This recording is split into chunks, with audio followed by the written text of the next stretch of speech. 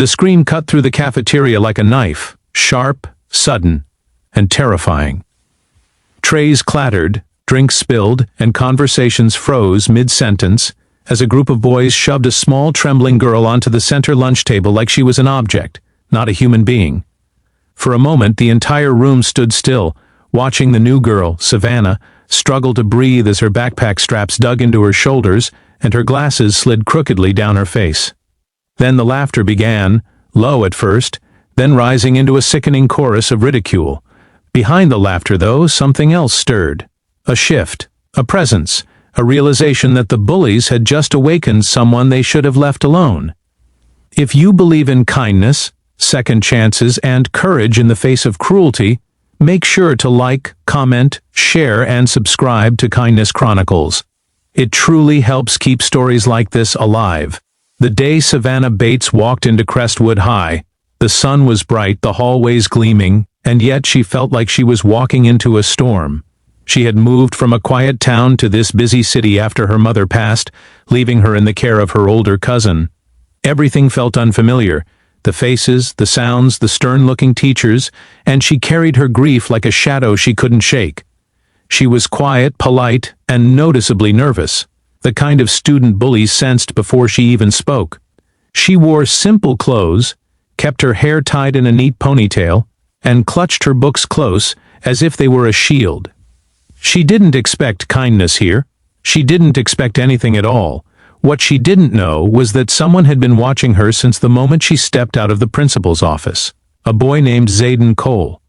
Zayden wasn't popular, but he wasn't invisible either. He had a reputation for being calm, quiet, and fiercely protective of kids who didn't quite fit in. He had been bullied years before and had learned to fight back, not with fists, but with fearlessness. Students knew better than to mess with him. He didn't seek attention. Attention found him when it was needed. Savannah, on her first day, stayed hunched through her classes, taking notes, avoiding eye contact, and skipping conversations. Lunchtime came like a wave she wasn't ready for. She stepped into the cafeteria, eyes wide, scanning for a place to sit. When she spotted an empty table near the back, she walked toward it, unaware that 3 boys, Carter Briggs, Mason Holt, and Lyle Danner, had been watching her with cruel curiosity. Carter, the ringleader, smirked. New girl alert. Savannah placed her tray on the table and sat down quietly. Then Carter slammed his hand on her tray, spilling juice across the table.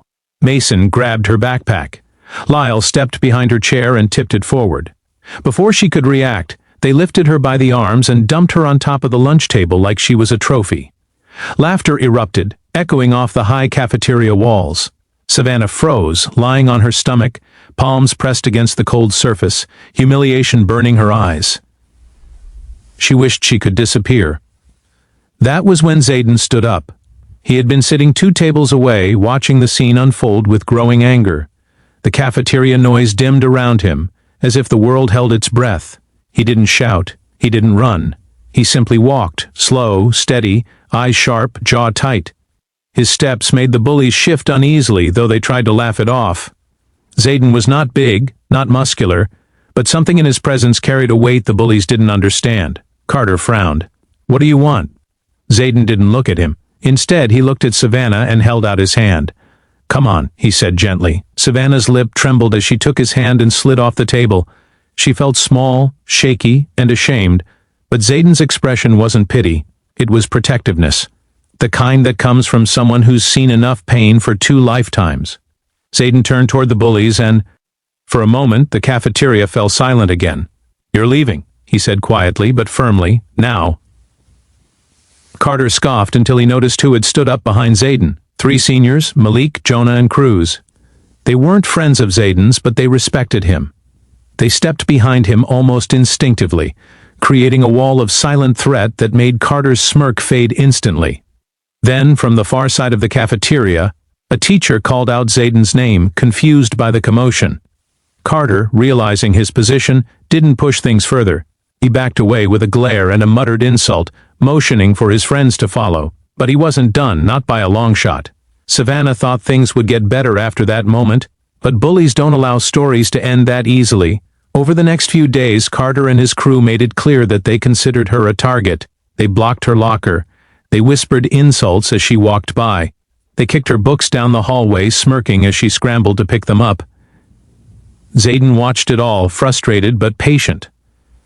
Savannah didn't want to make things worse for him, so she kept pretending she was fine, brushing off the tears before he could see them. But one morning, everything collapsed at once. She had a panic attack in class, heart racing, breath shallow, hands trembling uncontrollably. The teacher, alarmed, escorted her to the nurse, but the incident marked the breaking point. Xaden couldn't ignore it anymore. At lunch, he sat beside her and gently nudged her tray closer. "You don't deserve this," he said in his usual calm voice. Savannah's eyes filled with tears she had tried so hard to hold back. She explained, in bits and pieces, how she had been struggling since her mom's passing, how moving here felt like losing her entire world, and how the bullying made her feel like she didn't belong anywhere. Xaden listened, not interrupting once. When she finished, he simply nodded. "You're not alone anymore," he said. "I promise."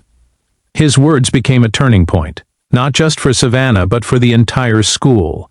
What Carter didn't expect was that Savannah had someone in her life who paid attention, a cousin named Bryn, an athletic, sharp-tongued college student who had a habit of popping into the school unannounced to check on Savannah. When she found out what had been happening, she didn't go to the principal. She went to Carter's parents, and Carter's parents weren't the type to defend their son blindly. In fact, they were known for being strict. When Bryn showed them security footage she had conveniently acquired thanks to a friend who worked in the administrative office, Carter's world flipped. His parents marched him to the school the next morning and demanded he apologize to Savannah in front of the very students who had watched him torment her.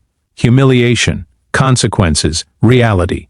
Carter's apology was stiff, forced, and barely above a whisper, but Savannah, to everyone's surprise, accepted it calmly. "I just wanted to stop," she said softly. And that single sentence made even the teachers watching feel a lump in their throats. The days that followed brought slow but noticeable change. The whispers stopped. The hallway cleared when she walked through. Students who once ignored her now approached her, offering smiles or small conversations. Xaden became her closest friend, not as a rescuer, but as someone who saw her strength long before she did. And Savannah, quiet, grieving, fragile Savannah, began to shine in ways no one expected. She joined the photography club. She helped younger students with homework.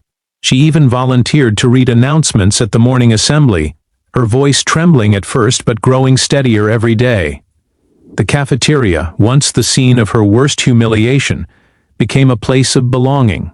She sat with new friends. She laughed again. She began to heal, not by forgetting the pain, but by growing stronger from it. Near the end of the school year, something unforgettable happened. The principal called Savannah to the stage at an assembly and awarded her the Crestwood Courage Medal, a recognition given to students who show resilience and kindness despite overwhelming challenges. The crowd cheered, some teary-eyed, as Savannah stood there in the sunlight streaming through the gym windows, holding the medal to her chest. And somewhere in the back row, Xaden watched with quiet pride, knowing he hadn't saved her. He had simply given her a place to stand while she saved herself. If this story touched your heart, please like, share, comment, and subscribe to Kindness Chronicles. Your support truly helps spread kindness in a world that desperately needs it. Special request: comment the word HOPE if you believe kindness can change someone's life.